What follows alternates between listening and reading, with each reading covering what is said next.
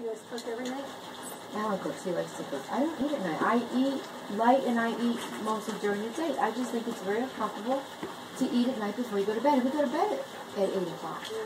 That's not healthy for you. It's good for them. If Gunnar wants to, you know. He's got a big old smile on his face. You see that, puppy? Look at Daddy. Say yay. You're all right. He's not hurting you. Hey, Pop. Yep. Caleb's sitting on Gunnar like a cushion. Ooh, backwards. Watch your head. You okay? Ooh! That was close. Gunnar's like, somebody see this boy sitting on me? Caleb, stand up, buddy. He's okay. If Gunnar didn't want him there, he'd get up and move. He's too dumb to know better. Go, Camel. He's fine. He got you with his tail. Were you sitting on Gunnar? Say hello, doggy. Watch your head. Say hello, Oh. doggy. Pointy things can bump ahead.